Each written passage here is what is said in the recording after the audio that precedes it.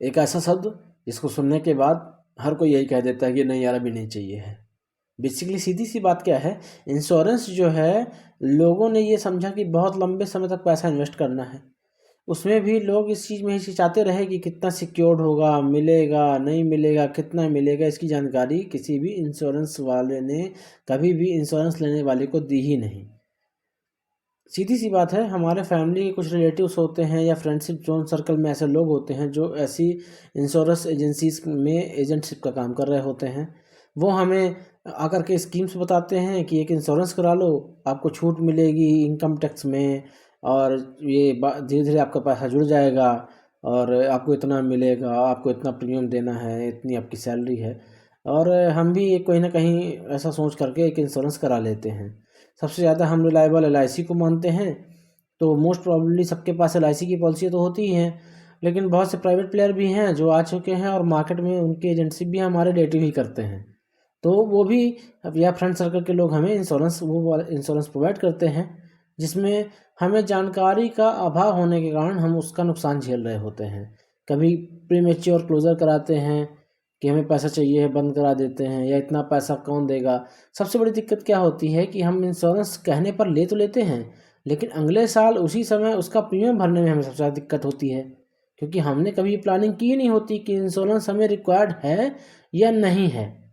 हमारे किसी दोस्त यार के कहने पर हम इंश्योरेंस प्रोवाइड खरीद लेते हैं।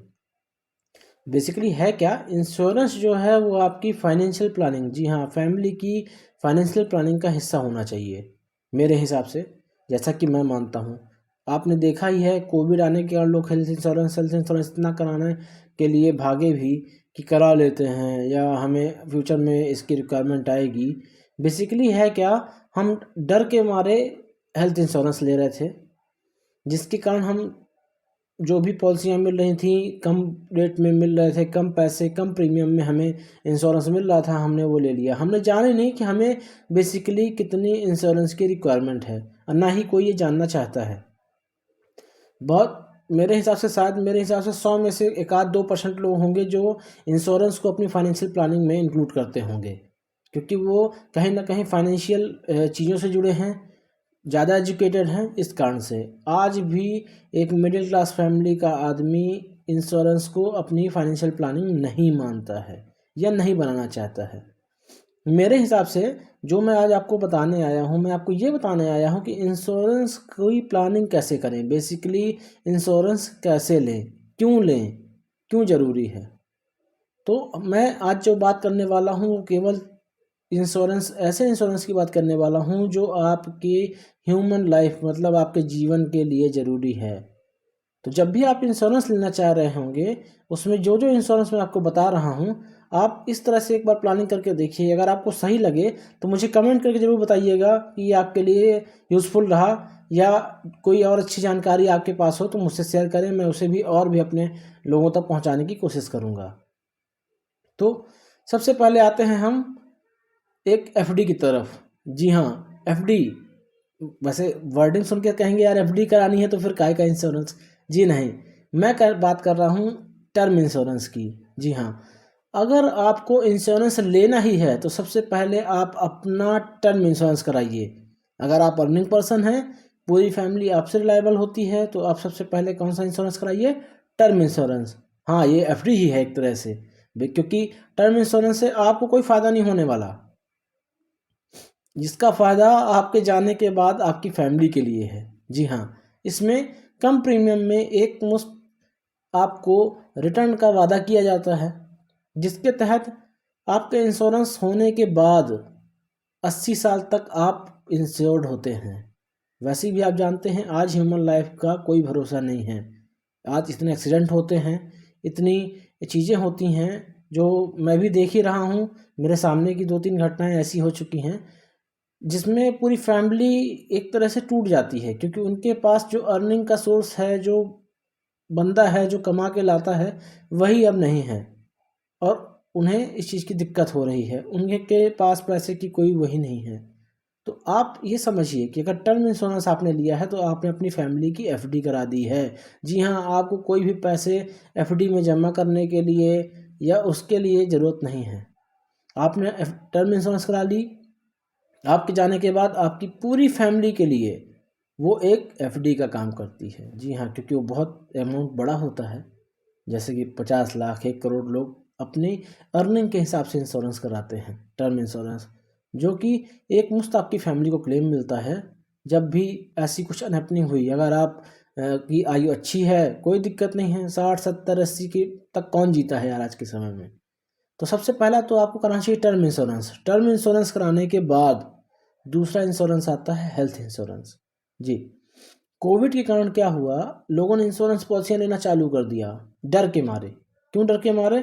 क्योंकि यार इतना महंगा इंश्योरेंस, जो मेडिकल सॉरी जितना हॉस्पिटल का जो खर्चा है, वो कहीं ना कहीं आपकी बचाई हुई पूरी सेविंग खा जा रहा है। आपने देखा है बहुत से लोग अपनी फैमिली पर्सन्स को तो खो ही रहे हैं, उन्होंने अपनी फाइनेंशियल वेल्थ भी खो दी, क्योंकि सारा पैसा तो इलाज में लग गया। क्योंकि हॉस्पिटल के खर्चे तो कहीं रुकने वाले ही नहीं हैं, कितने लग जाएंगे कोई पता ही नहीं होता। और ऐसी बात है कि हमें कब बीमारी लगेगी कोई पता नहीं होता। आज तो सबसे बड़ी चीज़ ये है कि कल सुबह हम सो के उठेंगे कि नहीं उठेंगे, ये भी एक क्वेश्चन है, क्योंकि हम ऐसे सिनेरियो में चल रहे हैं जब आसपास कोरोना जैसी महामारी फैली हुई है। तो हेल्थ इंश्योरेंस पूरी फैमिली का होना चाहिए। जी हाँ, आपका नहीं, पूरी फैमिली का। उसका क्या प्रीमियम आता है, कैसा आता है, उसके लिए आपको एक बहुत अच्छे कंसल्टेंट से या इंश्योरेंस एजेंट से पूछना चाहिए। बातें करिए, ऐसे लोगों से मिलिए जो सीए हैं, अकाउंटेंट हैं या इंश्योरेंस एजेंट हैं, जो ये बता सकें कि आपको कौन सा इंश्योरेंस कराना चाहिए। जी, अब समझिए, जैसा कि आपकी फैमिली में 4 लोग हैं, आपका बच्चा है, आप हैं, सबको कितना कवर चाहिए? आज की बीमारी में 10 लाख 15 लाख रुपए गायब हो जाते हैं। उसके लिए सालाना प्रीमियम 20,000 रुपये होता है या 25,000 रुपये होता है। हम भरने से इसकी चाहते हैं क्योंकि हमारी अर्निंग नहीं है। अर्निंग नहीं है, लेकिन उसकी प्लानिंग तो की जा सकती है। आजकल इंश्योरेंस के लिए, हेल्थ इंश्योरेंस भी ऐसे ऐसी कंपनियां हैं जो मंथली ईएमआई पे इंश्योरेंस दे रही हैं। तो पहले आपने टर्म इंश्योरेंस लिया, अब इसके बाद आप पूरी फैमिली को हेल्थ, जी हाँ, हेल्थ है तो वेल्थ है। तो पैसे जो आप बहुत मेहनत से कमाते हैं, जोड़ते हैं, आपने चाहे कहीं भी इन्वेस्टमेंट किया हो, जब आपके पास टर्म इंश्योरेंस, हेल्थ इंश्योरेंस आ जाएगा, उसके बाद आपको ये पैसे जो आप अननेसेसरी हॉस्पिटल एक्सपेंस में करने वाले हैं या कहीं और करने वाले हैं, वो आपके बचना चालू हो जाएंगे। अब बहुत से लोगों को ये सोचना आता है, यार हेल्थ इंश्योरेंस करा लिए, साल भर में कोई रिफंड नहीं ले पाए। आपको ये पता होना चाहिए कि जब जब आप अपना क्लेम नहीं कर रहे होते हैं, हर साल प्रीमियम पे करने पर आपके जो इंश्योरेंस के अमाउंट की वैल्यू है वो बढ़ती चली जाती है। और जब आपको कोई दिक्कत होगी तो आपको बढ़ा हुआ अमाउंट मिलेगा, ना कि जो अमाउंट आपने कराया था। और कंपनियां आपके ही पैसे को दूसरों को देती हैं इलाज के लिए, और जब आपको कोई दिक्कत होगी तो उनके पैसे आपको इलाज के लिए मिलेंगे। कंपनियां कहीं नोट नहीं छाप रही हैं।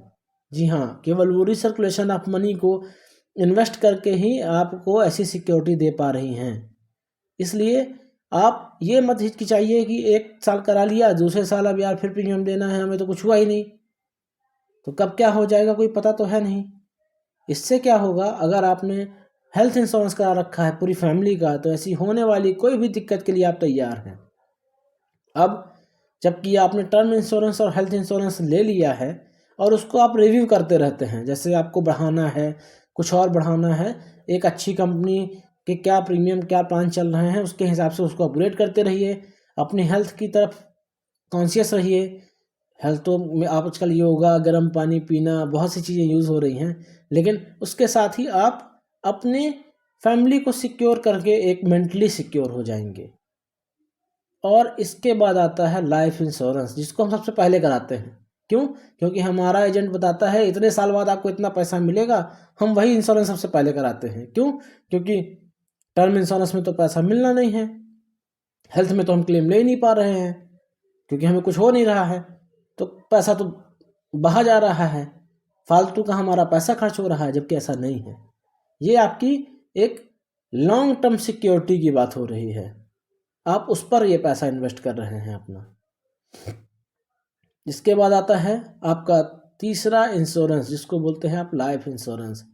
लाइफ इंश्योरेंस मतलब होता है, अगर आपको एक्सीडेंट हो गया और कुछ अनहैपनिंग हो गई तो ये पैसे जो आप इन्वेस्ट कर रहे हैं ये आपकी फैमिली को, नॉमिनी को मिलेंगे, या मैच्योरिटी होने पर ये आपके इन्वेस्टमेंट आपको रिटायरमेंट में 60 साल बाद, 20 साल बाद जब भी आपको चाहिए होगा तो काम आएगा। लेकिन ये गलत है। लाइफ इंश्योरेंस आपको कराना चाहिए प्लानिंग के हिसाब से। जी, प्लानिंग यहाँ भी क्यों आ रही है? इसलिए आ रही है क्योंकि फाइनेंशियल प्लानिंग इसलिए रिक्वायर्ड है कि जैसे समझिए आप कमाते हैं, आपका एक फिक्स अमाउंट सैलरी आती है, या आप बिजनेस से कमा रहे हैं या कुछ भी कमा रहे हैं, पैसे की रिक्वायरमेंट आपको आज नहीं है, क्योंकि आपने टर्म इंश्योरेंस करा लिया। कोई दिक्कत होती है तो आपकी फैमिली का इंश्योरेंस से, उस पैसे से आपके फैमिली जो है वो पाने के बाद उसका एफडी भी करा देते हैं, तो उसकी इंटरेस्ट इनकम से कहीं ना कहीं उनको अर्निंग मिल जाएगी। या कोई अगर समझदार होगा तो वो भी कुछ ऐसे इंस्ट्रूमेंट में इन्वेस्ट करा देगा जिससे उनको कहीं ना कहीं उनकी लाइफ चल जाएगी। हेल्थ इंश्योरेंस से आपको होने वाली इसी सेविंग, जो आप सेविंग करते हैं वो उसकी बचत होगी। क्यों? क्योंकि आपने पहले ही उतना पैसा उसको एक टुकड़े, छोटे से पैसे को इन्वेस्ट कर रखा है, अपने कमाई के एक छोटे से टुकड़े को, एक पार्ट को, जो आपको एक हेल्थ के रिलेटेड आपको सिक्योरिटी प्रोवाइड करता है। अब इसके बाद आप अर्निंग तो कर रहे हैं, एक्सपेंसेस भी चल रहे हैं, तो अब आपकी प्लानिंग के क्या है, फाइनेंशियल गोल क्या है? बेसिकली ना तो आप इंश्योरेंस के पैसे से कार लेने की प्लानिंग कर रहे हैं, आप इंश्योरेंस के पैसे से प्लानिंग करते हैं लॉन्ग टर्म। जैसे आज से 20 साल बाद उसका पैसा मिलना है, उसका पैसा मिलना है आपको आज से 25 साल बाद। तो आप ये समझिए कि आज आपकी उम्र अगर 20 साल है तो 40 साल के जब आप होंगे तब आपकी बेटी या बेटा किसी अब्रॉड में पढ़ाई के लिए, हायर एजुकेशन के लिए, क्योंकि इन्फ्लेशन रेट तो बढ़ चुकी होगी, तो आपके रिटर्न तो उसी हिसाब से मिलेंगे जिस हिसाब से आप इन्वेस्ट कर रहे हैं। तो उस इन्वेस्टमेंट को ऐसे प्लानिंग करिए कि अगर आप समझ रहे हैं कि आज से 20 साल बाद आपके बच्चे को या आपकी बिटिया को करीब चाहिए है 20 लाख, 30 लाख, 40 लाख रुपए पढ़ने के लिए, आपको आपके बच्चे की शादी करनी है, बच्ची की शादी करनी है, या कुछ ऐसा करना चाहते हैं, आप एक अपना घर बनाना चाहते हैं, उस समय आपको एक मैक्स अमाउंट मिल जाएगा, तो आपको कहीं ना कहीं आपको बनाने, जो आप होम लोन लेंगे या कुछ भी लेते हैं उसमें आपको एक एड ऑन हो जाएगा जिससे आपका लोन कम हो जाएगा, आपको फाइनेंशियल सिक्योरिटी मिल जाएगी, आपका घर बन जाएगा। तो सबसे ज़्यादा ज़रूरी क्या है, जब भी आप लाइफ इंश्योरेंस लें तो एक प्लानिंग से लें। उसका टारगेट सेट करिए कि आपको अपने बच्चे की स्टडी के लिए लेना है, बच्ची की स्टडी के लिए लेना है, उनकी शादी के लिए लेना है, घर के लिए लेना है, या आज से 20 साल के बाद ऐसा क्या होगा जो आपके बच्चों को रिक्वायर्ड होगा। क्योंकि हम जो कमाते हैं, जो अर्निंग करते हैं, वो अपने फ्यूचर के लिए करते हैं। तो पहला टर्म इंश्योरेंस हो गया, दूसरा लाइफ इंश्योरेंस में हेल्थ इंश्योरेंस हो गया, तीसरा है लाइफ इंश्योरेंस। जी हाँ, पहले टर्म कराइए, फिर हेल्थ लीजिए, और उसके बाद अगर आपको लाइफ इंश्योरेंस लेना है तो उसके टारगेट सेट करिए। आशा करता हूँ मेरा जो ये वीडियो है आपको हेल्पफुल रहेगा। अगर कोई आप और अच्छी जानकारी देना चाहते हैं तो मुझे कमेंट करिए, मैं आपके लिए ऐसे ही वीडियो लाता रहूँगा। धन्यवाद। सब्सक्राइब करना मत भूलिएगा। Thank you.